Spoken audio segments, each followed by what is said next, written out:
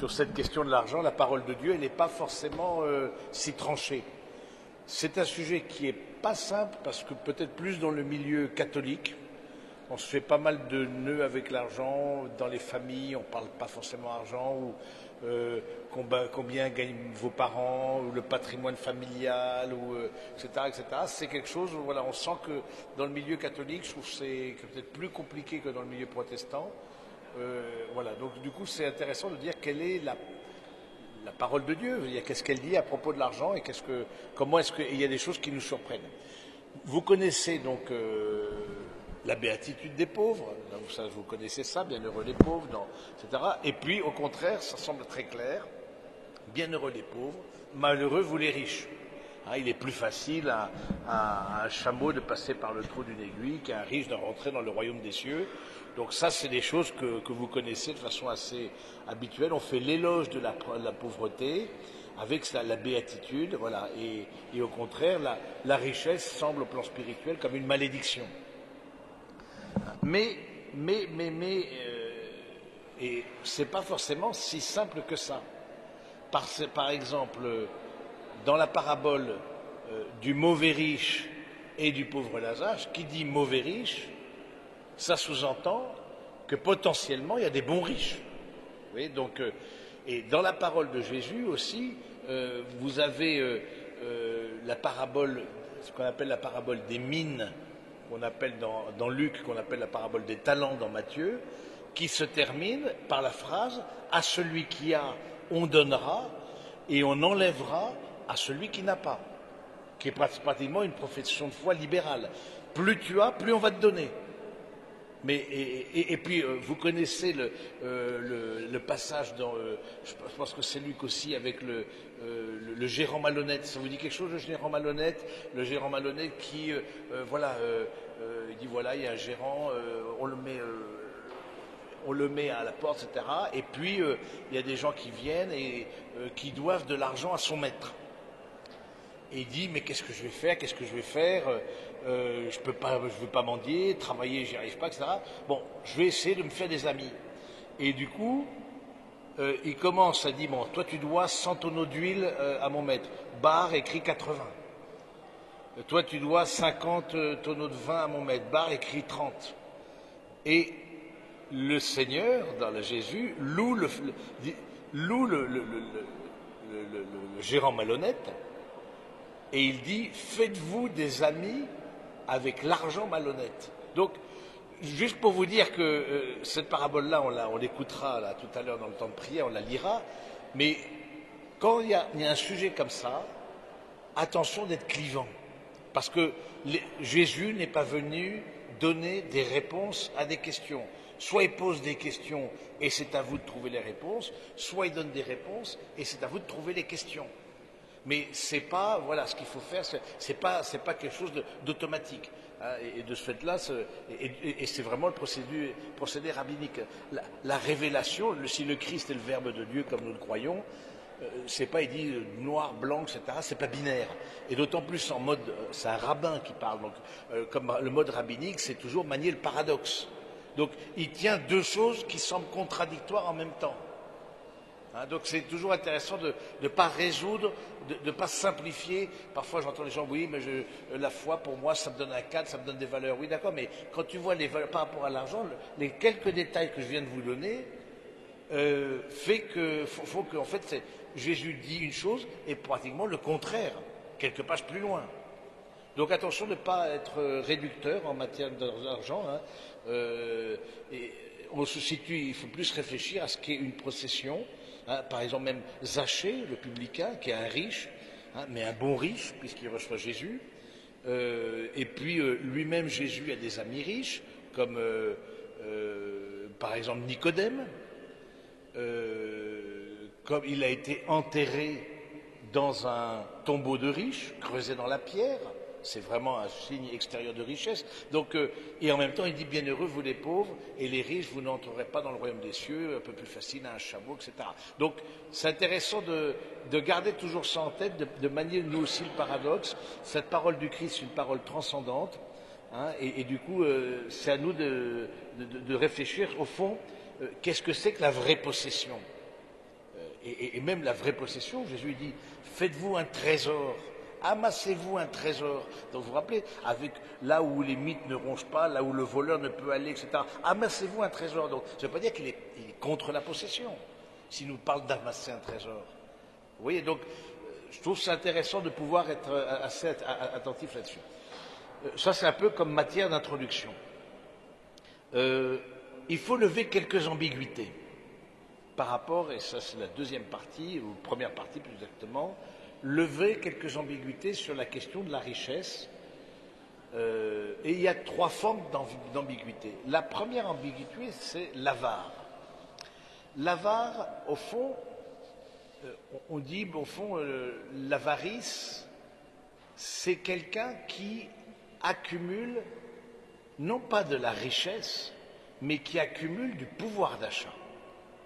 C'est tout à fait différent.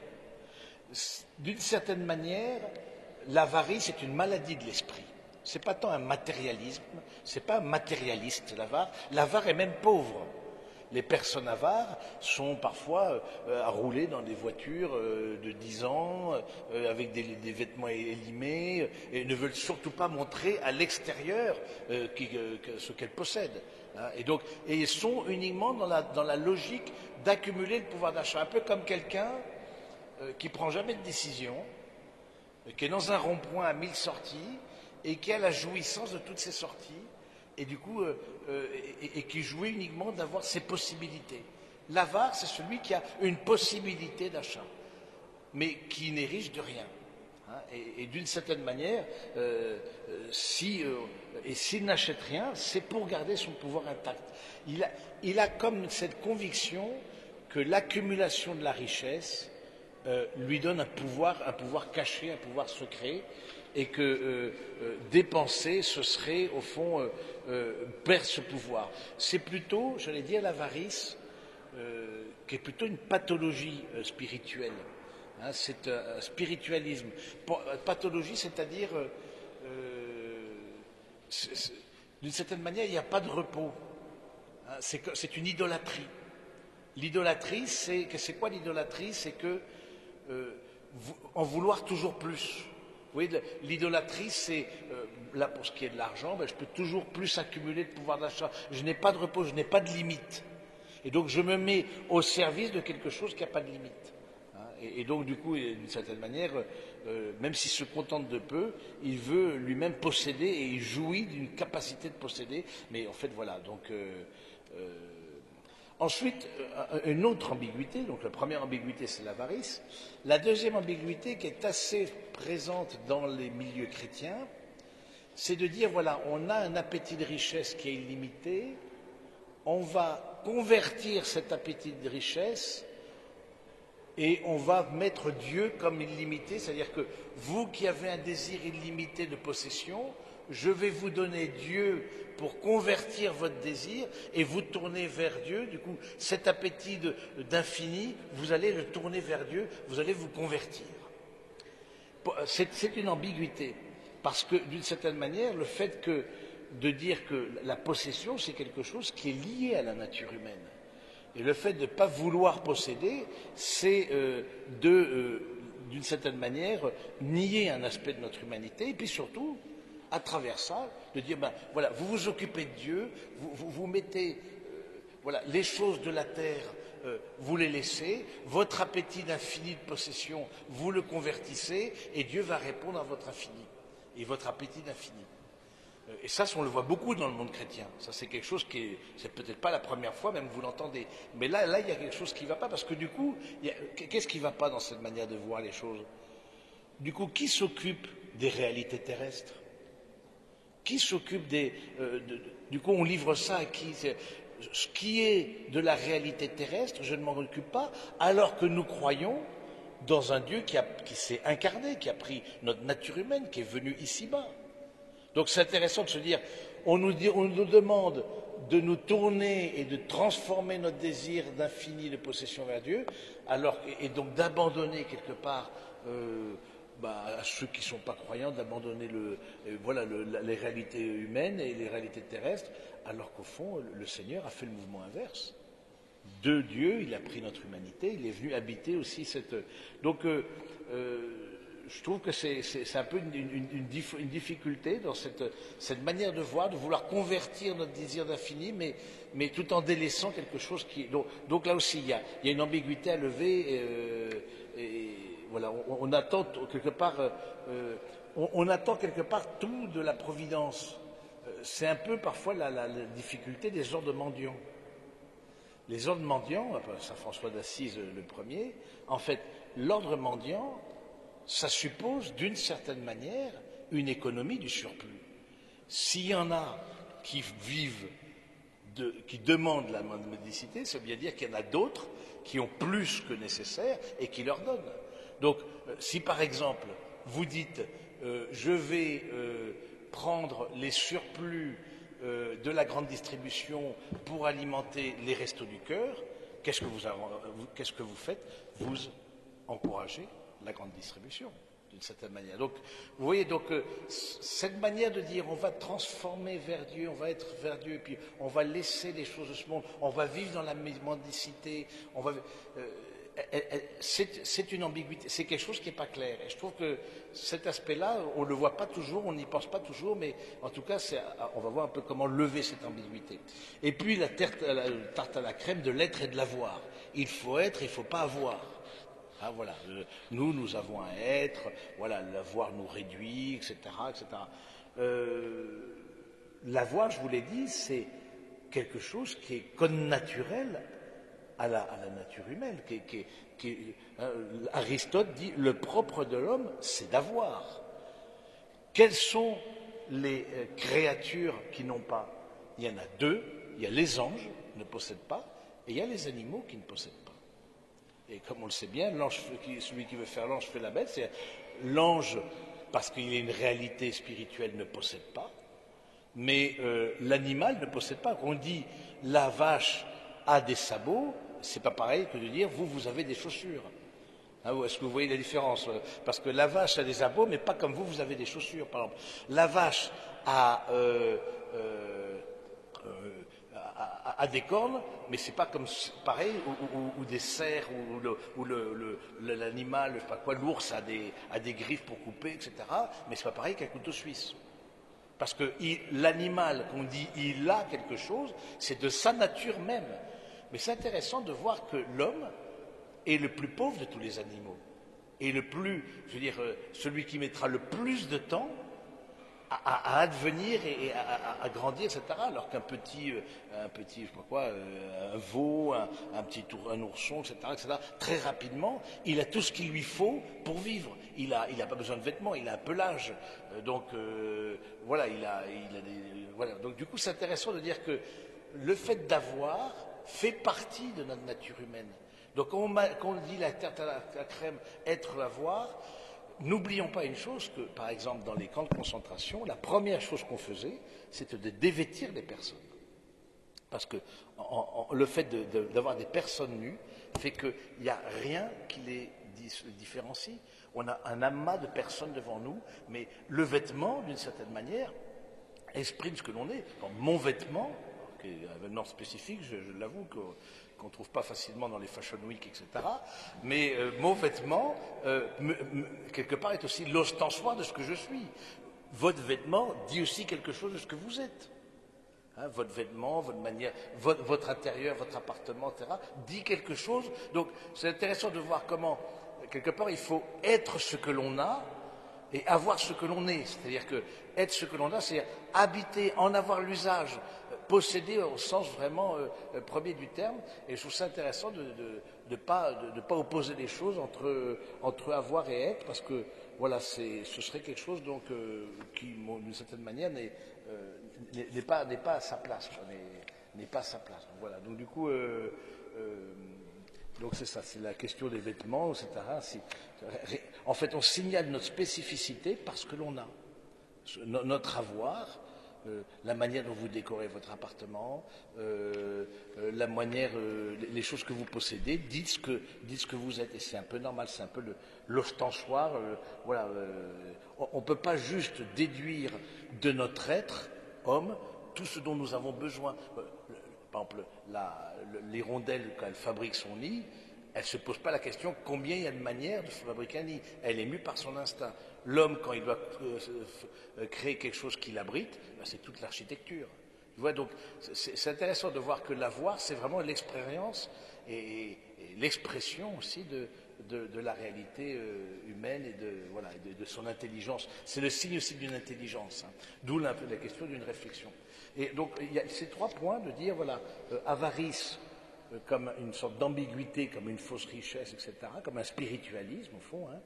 Le fait de vouloir convertir vers Dieu notre richesse et donc de délaisser les biens de la terre, ça aussi c'est quelque chose qui ne va pas, et puis le fait de dire, voilà, l'opposition entre être et avoir, qui aussi est une mauvaise piste.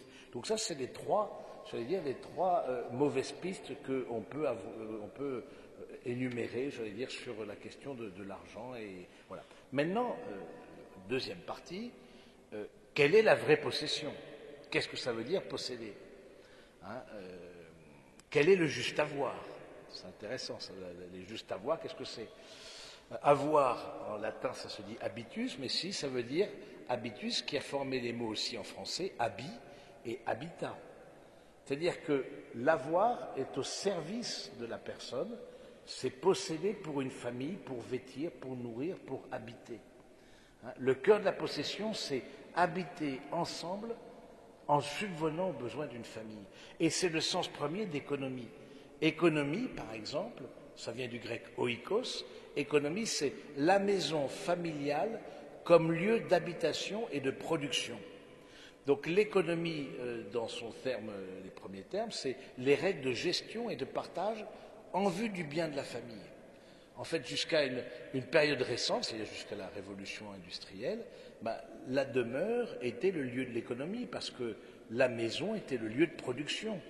Hein, et donc il y avait une certaine unité entre là où j'habitais et le lieu qui me donnait aussi une nourriture. Donc c'est intéressant, c'est s'il y a un avoir pour l'homme, et l'être de l'homme c'est essentiellement un être familial dans le sens premier d'économie, cet avoir-là, c'est lié à une famille, c'est lié à quelque... Donc je trouve ça intéressant de travailler là-dessus, de dire que en quoi ce que je possède me relie aussi avec les autres, en quoi ce dont j'ai l'usage me met en contact avec les autres. C'est un peu le sens de la parabole de l'intendant malhonnête. Faites-vous des amis avec le malhonnête argent, c'est-à-dire utilisez les richesses de ce monde pour garder un lien les uns avec les autres. Et la difficulté de l'argent, qui peut être une difficulté qu'on peut avoir, c'est l'isolement, c'est-à-dire le fait de s'autosuffire, le fait de n'avoir besoin de personne, le fait d'être autonome, autonomos en grec, c'est être à soi-même sa propre loi. Donc c'est là où ça va pas, c'est que oikos, c'est la maison, c'est, qui dit maison dit famille, c'est le lien. Et donc ce qu'il faut retrouver en fait dans une vraie manière de posséder, c'est plutôt cette question de en quoi ça crée un lien, en quoi au contraire ça m'isole, en quoi au contraire ça m'oppose à d'autres. Hein, parce qu'on sait bien les conflits d'argent, on sait bien dans les familles, etc. C'est quelque chose qui est malheureusement quelque chose d'assez courant, quoi. Donc, et aujourd'hui, la difficulté, c'est que l'économie n'est plus liée à la maison. L'économie n'est qu'une économie marchande. On achète des choses, on travaille, on est dans un consommateur salarié. Le salarié, il consomme, et du coup, il est quelque part dans une marche en avant, mais il ne possède pas, il n'utilise pas. Il y a comme cette course en avant qui fait que j'habite pas vraiment, j'ai pas vraiment l'usage des biens que j'ai, mais voilà, c'est le consumérisme, c'est quelque part, voilà, le consumérisme s'oppose à une vision de patrimoine, par exemple. Hein, le consumérisme, voilà, je travaille, donc j'ai mes enfants, du coup je demande à une babysitter de venir, et ensuite la babysitter a des enfants, elle demande à quelqu'un aussi de garder, etc. Parce que le lieu de la production, le lieu de la richesse n'est plus la maison. Le lieu de la richesse n'est plus lié à la famille. Et ça, je crois que c'est... je trouve ça assez intéressant de travailler là-dessus, c'est que on ne fait rien ensemble, on devient un salarié consommateur, on fait un bullshit job pour avoir de l'argent qui me permet de payer une babysitter, qui lui permet de garder ses propres enfants aussi. Hein. L'économie n'est plus qu'une économie marchande, on oublie cette économie de subsistance familiale, hein, voilà, de relation, hein, au fond. Hein. Alors, qu'est-ce que c'est que posséder? C'est intéressant, qu'est-ce que c'est que posséder? Parce qu'en fait, la question de l'argent, ça appelle une réflexion sur la possession.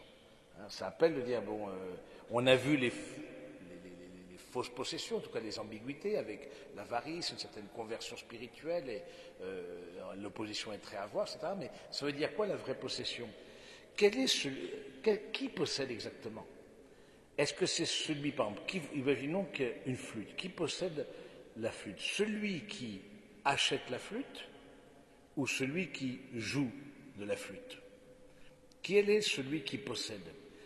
Hein, est-ce que c'est l'usage qui fait que vous avez la possession des choses, ou simplement le fait d'acheter pour revendre, qui est au fond l'économie marchande que nous connaissons actuellement? Si vous usez de la flûte, elle vous appartient d'une certaine manière, elle fait corps avec vous. Hein, on peut user de la flûte aussi d'une autre manière, en la vendant. Si quelqu'un a acheté une flûte, ben c'est l'économie marchande. Donc, en fait, le marchand, c'est un usage, il possède sans usage. Il n'use pas, il n'a pas la vraie possession de ce que. Il y a comme, voilà, il y a une sorte de. Il n'y a plus cette dimension de déconnecter quelque part de la famille, déconnecter le seul usage, c'est l'usage marchand. Je n'ai plus la manière de posséder les choses, je n'ai pas la manière comment dire, par exemple, une maison. Une maison, alors le fait de posséder une maison, ça peut être, bien sûr, en avoir l'acte de propriété. Mais est-ce que ça ne va pas au-delà de l'acte de propriété? Est-ce qu'au fond, le fait de posséder, c'est pas aussi habiter cette maison?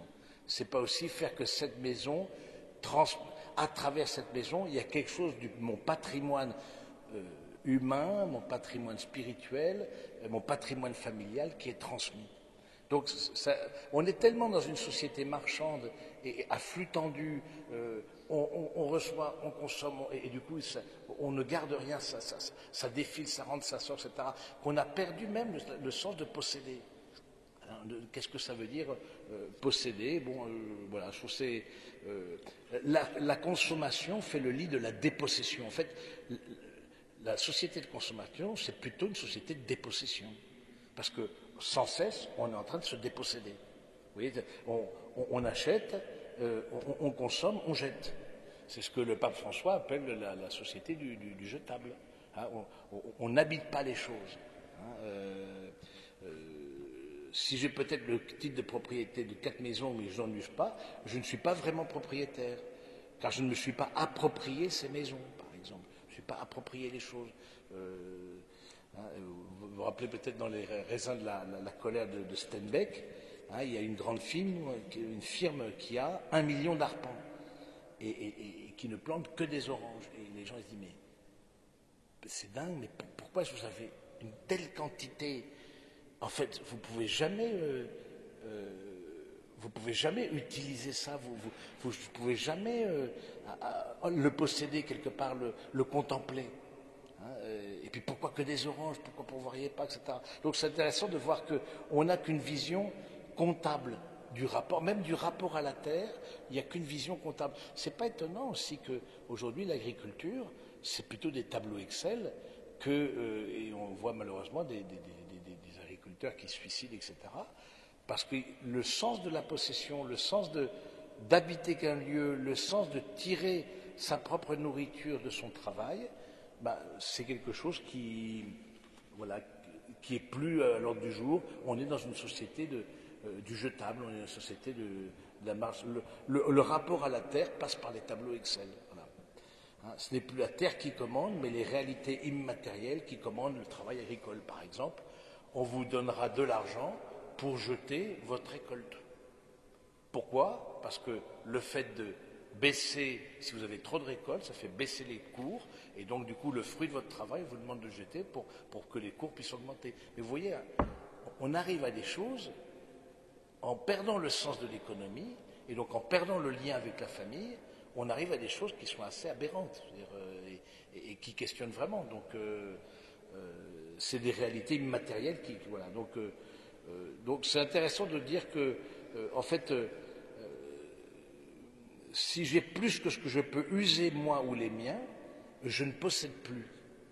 Si j'ai plus que ce que je peux user moi ou les miens, je ne possède plus, mais je suis possédé. S'il y a, et c'est là où on voit la dérive, si j'accumule des biens mais dont je n'ai pas l'usage, c'est moi qui suis possédé par ces biens. Et du coup, c'est intéressant de se poser la question, regardez ce que vous avez chez vous, ce dont vous n'avez pas eu l'usage, par exemple, depuis 1 an. Bon, ça peut être intéressant. Vous n'avez pas eu du tout l'usage, un vêtement. Eh bien, je me dis, est-ce que ce vêtement vous appartient vraiment?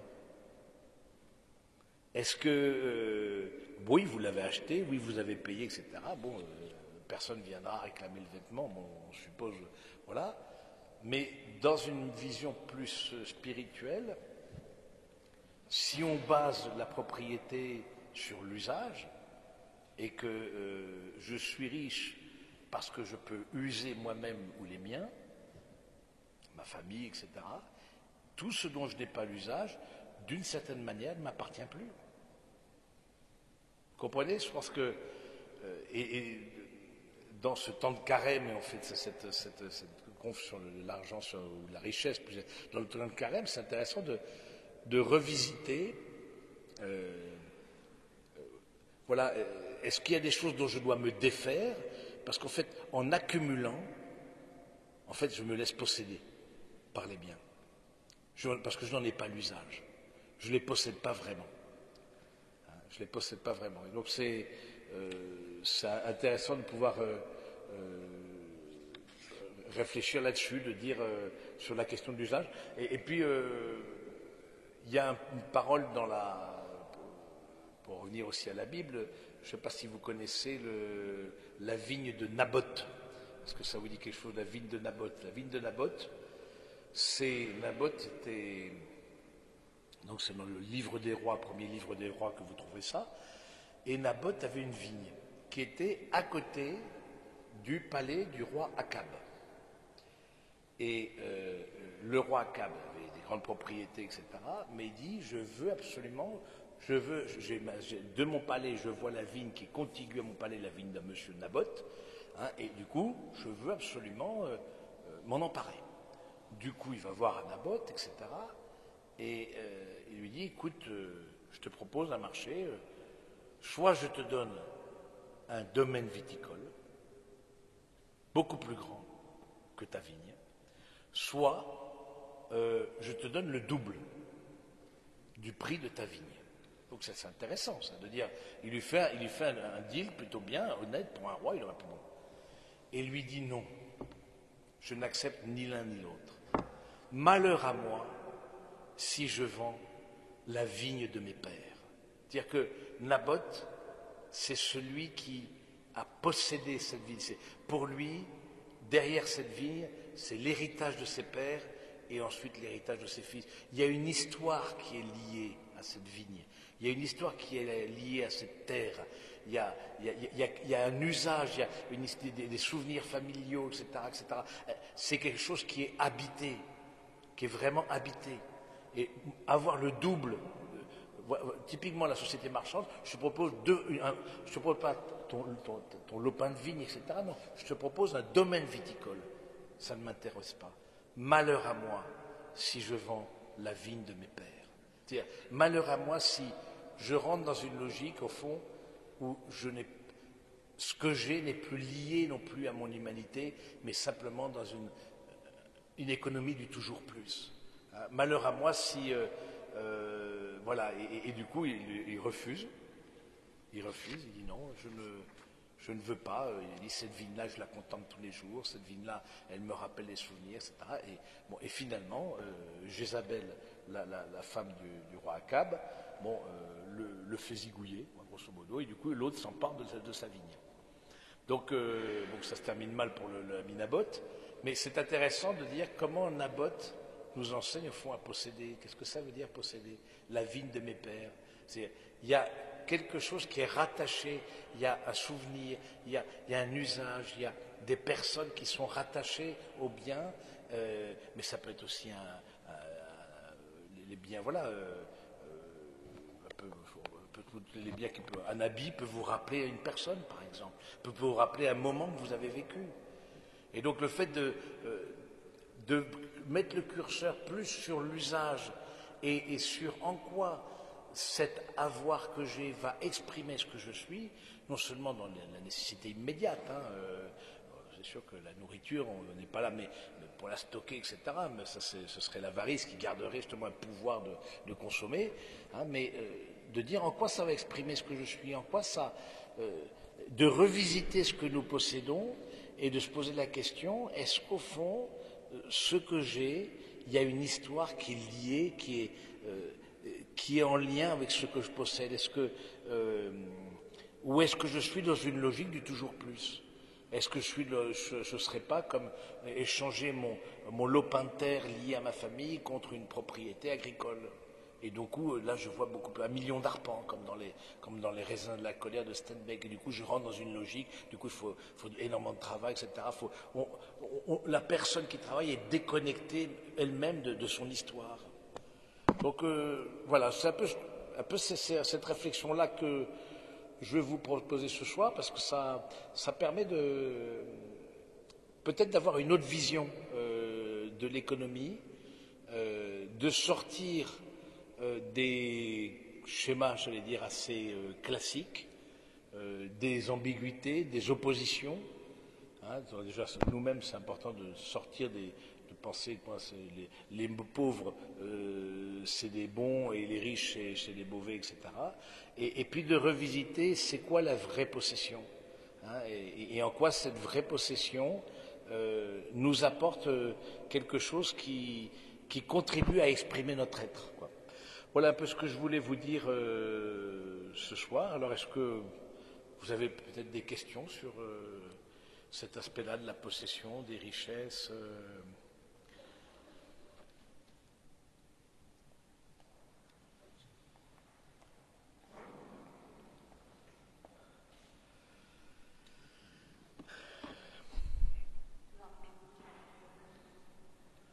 Alors, oui, allez-y.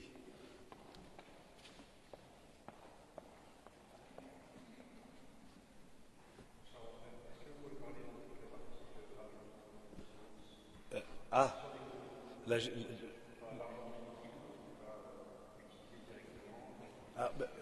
c'est intéressant de dire est-ce que cet argent qui... Moi, je trouve qu'il y a une vraie difficulté. Tout ce qui est lié à la bourse, au placement, vous voyez, il y a quelque chose qui n'a plus aucun lien avec le côté même matériel. C'est même plus un avoir matériel. Et on voit qu'au fond, des personnes gagnent beaucoup plus d'argent par le côté immatériel de la finance que par la production. Donc, ou par la réalisation d'un travail manuel ou un travail intellectuel, etc. Vous voyez, ça, tôt ou tard, ce sont les plus pauvres qui en payent les frais. Et du coup, moi, je trouve que, d'une certaine manière, il y a une telle déconnexion, par exemple, entre la bourse et la valeur objective d'une entreprise, ce qui fait que les marchés boursiers, c'est un peu comme, je vous disais, l'agriculture, c'est les marchés des matières premières qui vont dicter le travail de l'agriculteur. Non. Le travail de l'agriculteur, du coup, c'est quelque chose qui est extérieur à l'entreprise, à l'industrie, qui fait que parce qu'on a des exigences de rentabilité, derrière ça, il y a toujours une idolâtrie. C'est parce qu'il y a une exigence de rentabilité et qu'on met l'exigence de rentabilité première par rapport à la production et aux personnes, mais du coup, c'est les personnes qui en finissent par payer les pots. Donc, je suis vraiment, moi je trouve que quelque part, je trouve que ça s'oppose aussi à le grand, et on n'a pas encore assez compris, après le grand krach boursier, pas boursier mais financier de 2008, voilà, on n'a pas tiré les leçons. On est toujours dans cette logique de toujours plus parce que c'est une forme d'idolâtrie. Oui, vous vouliez poser une question? Allez-y. Bonsoir. Bien, un peu plus fort. Oui.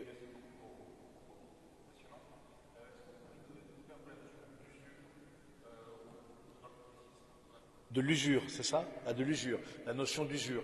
Oui, alors l'usure, l'usage, c'est pas l'usure, évidemment, hein. Donc l'usure, vous voyez le fait dans le prêt à usure, par exemple. Bon, dans l'usure, bon, vous voyez ce que c'est que l'usure, c'est demander en fait une rémunération qui n'est pas proportionnée au bien. C'est demander plus. Du coup, d'une manière ou d'une autre, il y aura, un peu comme dans le système financier, il y aura un asservissement.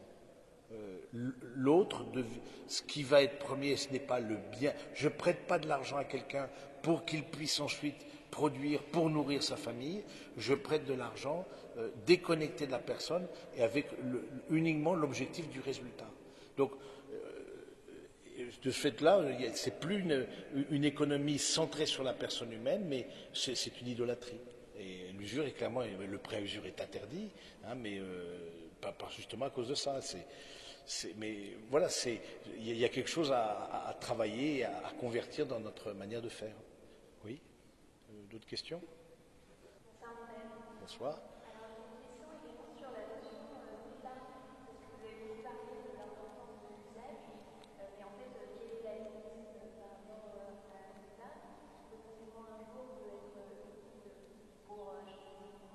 Hmm.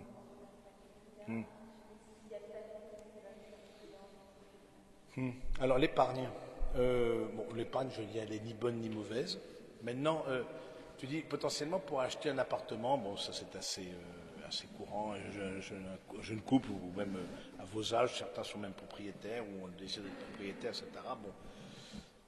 Maintenant, c'est toujours la même chose. Est-ce que, donc, quelque part, cette épargne-là, elle a un usage, en tout cas, elle a une finalité, elle a un but. Je mets de côté chaque mois dans la mesure de faire un apport pour ma maison, pour etc., etc. Je suis beaucoup plus perplexe sur l'épargne qui n'est pas finalisée. L'épargne, c'est plutôt ça, c'est l'épargne pour l'épargne. C'est dont quelque part je n'ai pas l'utilité. Alors vous n'êtes peut-être pas concerné à vos âges encore, sauf si vous avez eu des biens ou des donations de vos parents ou même des héritages, etc. Mais justement, quel est l'usage de l'épargne? L'épargne que vous avez, c'est quoi l'usage? C'est quoi l'idée? C'est de dire je mets de côté pour ensuite ma maison, etc. Bon, c'est finalisé. Ou est-ce que c'est le fait le syndrome de l'avare qui veut stocker un pouvoir d'achat et qui jouit du stock de cette puissance d'acheter? Oui, donc c'est pas tout à fait pareil. Je trouve ça intéressant que vous puissiez réfléchir là-dessus. C'est en quoi c'est finalisé et par quoi c'est finalisé. Oui.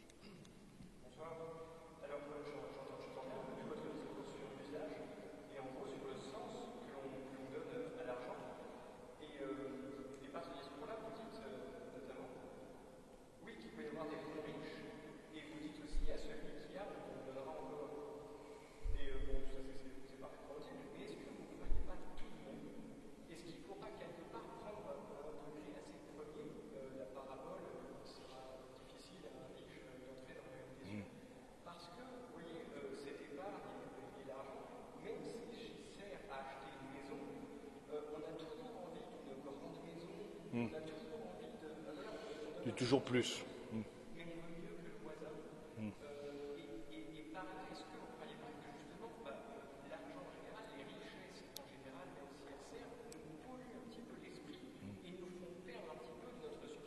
Ah, bah, ce serait un peu la deuxième, c'est assez intéressant parce que c'est la deuxième ambiguïté, justement, de dire au fond, l'argent, voilà, ça nous éloigne de Dieu et donc bon.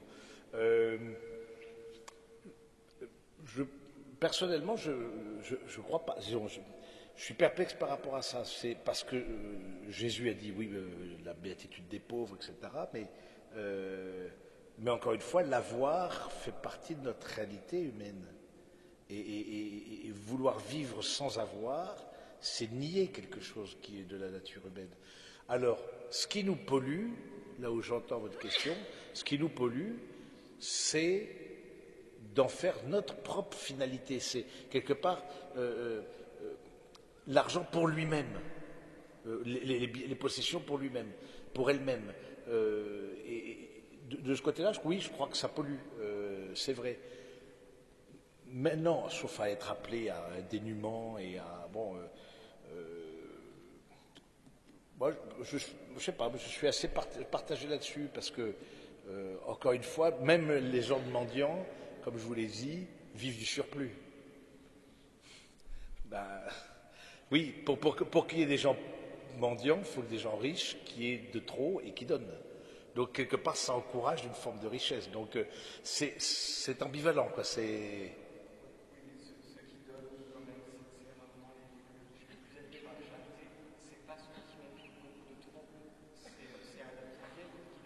Oui, oui, oui. Alors, il y a la il y a la bon, en tout cas, c'est intéressant. En tout cas, vous posez la question, c'est. Euh, Qu'est-ce qu'il veut prendre le micro, peut-être Ah ouais, peut-être, je vais aller le chercher. Euh, Mon objet, c'est vraiment de vous mettre en réflexion. C'est-à-dire que peut-être vous attendiez des réponses claires, mais moi je suis ici. Le Seigneur lui-même nous a mis dans une certaine réflexion, dans une certaine contradiction même. C'est pas pour se donner des choses toutes faites, quoi. Oui, d'autres. Oui. Bonjour.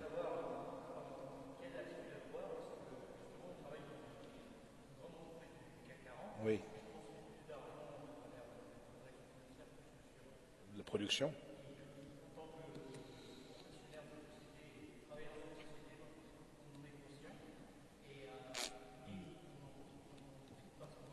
Oui.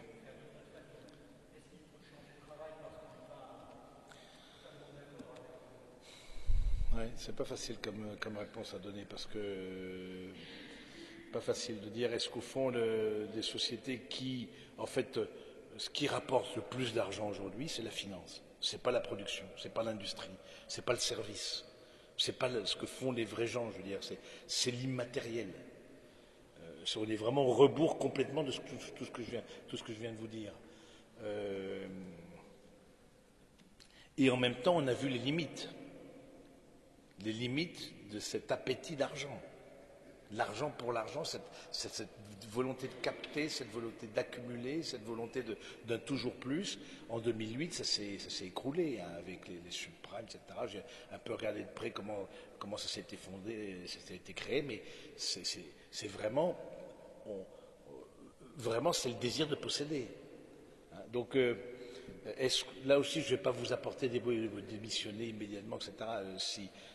Maintenant, si vous êtes amené à faire des choses, vous vous dites, tiens, ça va entraîner en fait des licenciements injustes et que c'est tellement déconnecté par rapport aux personnes, je pense que ça mérite réflexion, certainement, de se dire, est-ce que j'ai encore ma place dans ce monde-là, quoi. Mais au rebours de ça, qu'est-ce que je fais? En quoi je peux être un acteur de l'économie qui redonne le vrai sens? C'est pas simplement, bon, ok, c'est ce que vous dites très bien, mais en quoi je peux être aussi un acteur d'économie sociale, par exemple? En quoi je vais pouvoir justement mettre en pratique le lien entre possession et usage? Voilà. Donc c'est pas simplement une démission d'eux, c'est juste de dire en quoi je peux faire bouger les choses, quoi, de ce côté-là. C'est plutôt à l'extérieur. Parce que dans l'entreprise, c'est tellement. Ou alors, mon rêve aurait été d'être multimilliardaire, en fait. Moi, je suis plutôt mal barré, je pense. Mais pourquoi? Parce que il y a besoin de gens qui disent quel est le vrai sens de l'argent qui est orienté à la personne humaine. Mais comme on est aujourd'hui dans une dimension de dissociation de l'argent et de la personne humaine, ce qui fait que, en fait, ça crée de la pauvreté. Les riches sont de plus en plus riches. On voit des gens qui se révoltent par rapport à des salaires, par rapport à des retraites, etc., etc. Il y a une forme de révolte, de colère intérieure, hein, dont on est témoin en France en particulier. Bon, parce qu'il y a quelque chose, on sent qu'il y a quelque chose qui n'est pas juste. Il y a comme une forme de déconnexion. Hein, et donc, moi, je serais tellement en attente de gens, et il y en a, de possédants. Je veux dire, quelque part, devenez des vrais possédants. Des possédants où ce que vous avez, dites ce que vous êtes.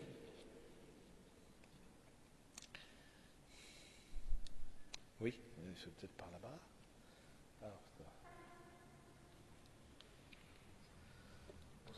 Bonsoir.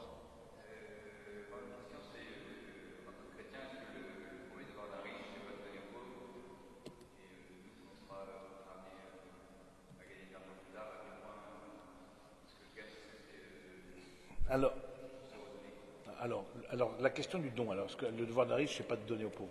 Mais du coup, si vous donnez aux pauvres, ils cessent d'être pauvres, d'une certaine manière. Donc, bon, donc, pour vous taquiner, mais non, pour vous dire que c'est pas si simple que ça. La question du don. D'une certaine manière, l'économie libérale a pensé aussi le don. A pensé le don, il dit voilà, on va donner, alors pas dans le cadre généreux et de charité que vous voyez là, mais on va donner aux pauvres pour le remettre à niveau pour qu'il devienne à nouveau un consommateur. Vous voyez, donc la question du don, on va le faire sortir de la pauvreté, comme ça il rentrera sur le marché de la consommation et il alimentera le restant. Voilà. Donc le don, on n'est pas les seuls, nous chrétiens, à avoir pensé à la logique du don. Le don, oui, c'est intéressant le don, de dire en quoi le don c'est, et c'est toujours la difficulté, oui, je crois c'est un SDF dans la rue, est-ce qu'il faut que je donne, il ne faut pas que je donne, voilà, c'est des questions comme ça qu'on se pose. Je trouve ça intéressant le don de dire, bon, encore une fois c'est une économie du surplus, ou bien souvent en tout cas, de se poser la question, est-ce que j'ai une part de don dans mon budget, est-ce que comme vous le savez, moi je suis très orienté vers les préparations au mariage, etc. Et quand je prépare les fiancés, je leur pose cette question. Est-ce qu'il y a, dans cette dimension-là, est-ce que vous avez pensé à dire que quelque part, ce que vous avez vous rend responsable d'autres? Et c'est ça, je vois le don dans cette dimension-là, d'une responsabilité, parce qu'il y a, et c'est là où la vision de l'Église, c'est une troisième voie. Il y a le capitalisme, c'est à moi et c'est pour moi. Le communisme, c'est à tous et c'est pour tous. Et la vision de l'Église, la vision chrétienne en général, c'est pas seulement de l'Église, c'est à moi, il y a une propriété privée, mais c'est pour tous. C'est-à-dire que c'est à moi, mais je fais de ce que j'ai une responsabilité pour d'autres. Donc c'est plutôt en termes de responsabilité qu'il faut réfléchir. En quoi ce que j'ai, et on voit, je trouve, des choses assez intéressantes qui émergent dans la manière de consommer, par exemple.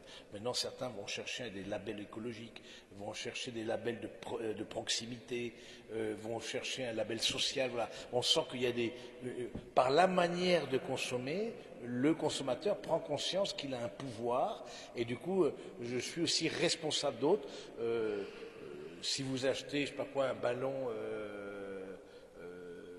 fait au Pakistan ou voilà, ou je sais pas où, il est en Inde, etc. Il est probable que des enfants aient travaillé derrière. Donc du coup, certains disent je n'achèterai plus de produits, hein, je n'encouragerai plus cette manière-là. Donc le don, je le vois de façon plus vaste. En quoi ce que j'ai, ma manière de me responsable de dépenser, aussi me connecte avec d'autres.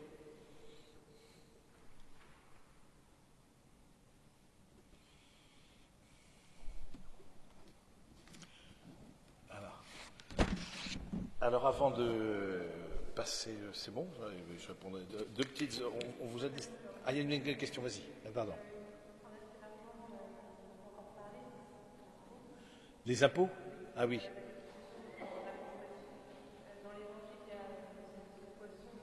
Ah oui, oui.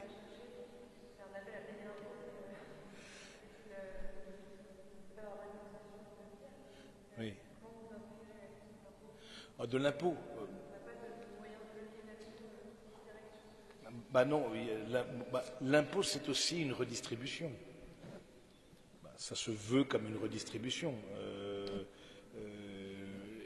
Par exemple, typiquement, la question de la sécurité, les charges sociales, la sécurité, la retraite, par exemple, c'est une retraite par répartition, en tout cas dans le modèle français.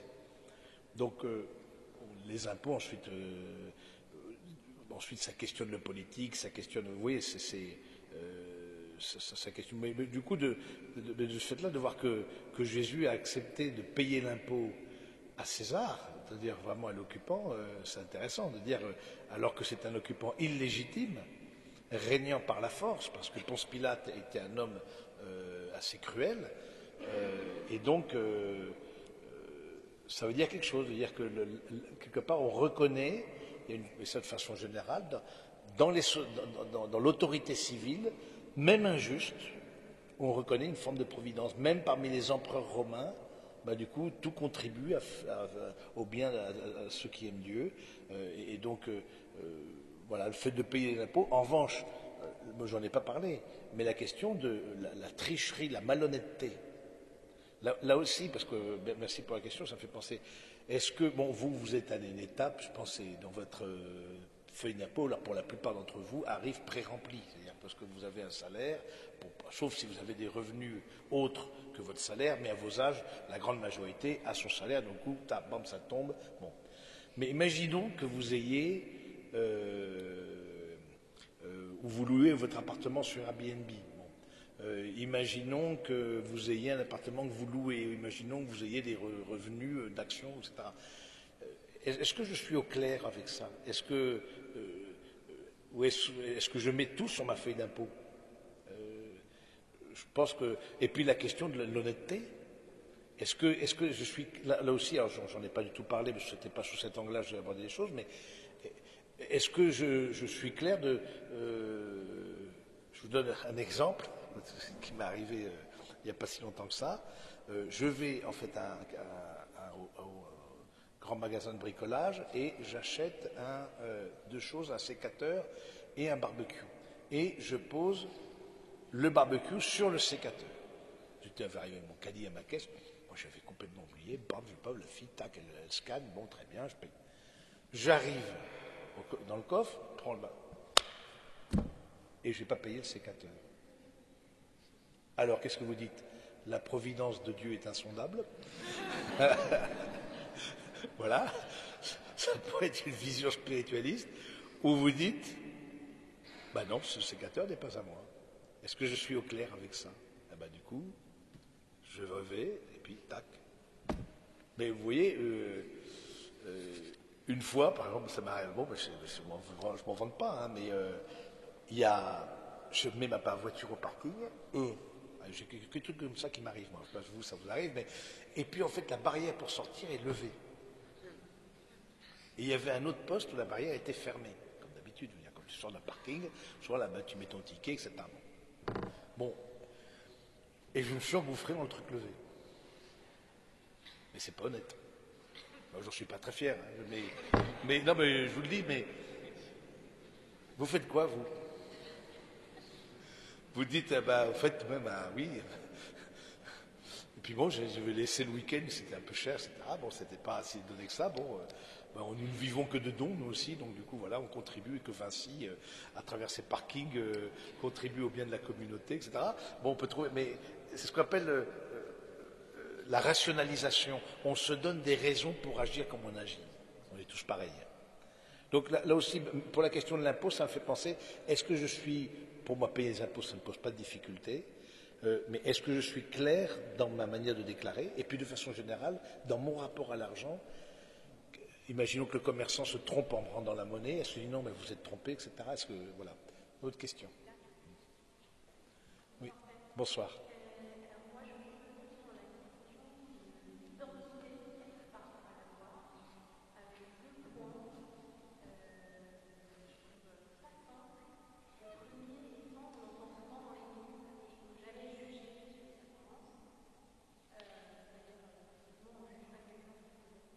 Oui.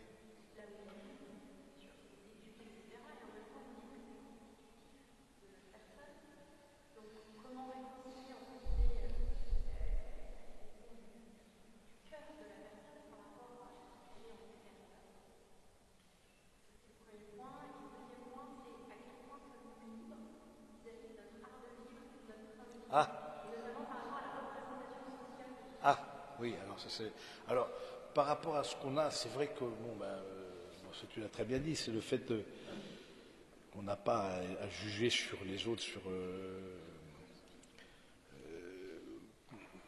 le point, c'était en quoi les choses extérieures nous définissent, c'est ça? En quoi les choses extérieures nous définissent?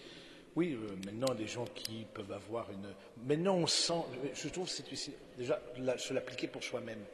Est-ce que c'est des choses où je sens que je demande aussi quelque part à l'avoir de me donner l'être, c'est-à-dire je demande à ce que je possède, parce que je n'ai peut-être pas très confiance en moi, du coup je mets en avant un peu le côté un peu bling-bling, etc. Mais moi je trouve que c'est pas trop votre style, voilà, je ne vous connais pas personnellement tous, mais je ne pense pas que ce soit trop votre éducation. Hein, et puis dans les milieux cathos, c'est pas trop là-dessus. Maintenant, voilà, c'est de dire si cette personne-là, elle a les moyens, si elle a... Et en quoi notre art de vivre est déterminé par notre milieu social, très certainement. Très certainement. Mais ce qu'il faut interroger, c'est en quoi cet art, et puis c'est un art de vivre. C'est un art de vivre, c'est-à-dire que est-ce que le style de vie, mon niveau de vie, est-ce que je sens que c'est quelque chose dont je suis prisonnier et que je dois alimenter en permanence et du coup je m'épuise dans un travail, justement dans un bullshit job, etc. Et parce qu'il faut que je maintienne à tout prix ce niveau de vie, ou est-ce que cet art de vivre demanderait pas peut-être une plus grande simplicité? Le pape François invite à la simplicité, parce qu'on peut être propriétaire d'une maison, par exemple, on ne peut pas être propriétaire de 4 maisons. Alors sur le papier, oui, mais pas possédant au sens, je vous l'ai dit, pas en avoir l'usage. Donc je trouve ça intéressant de pouvoir poser la question plutôt par rapport à l'usage. Est-ce que, oui, l'art de vivre, mais est-ce que j'ai vraiment l'usage de tout ce que je possède, quoi. Merci.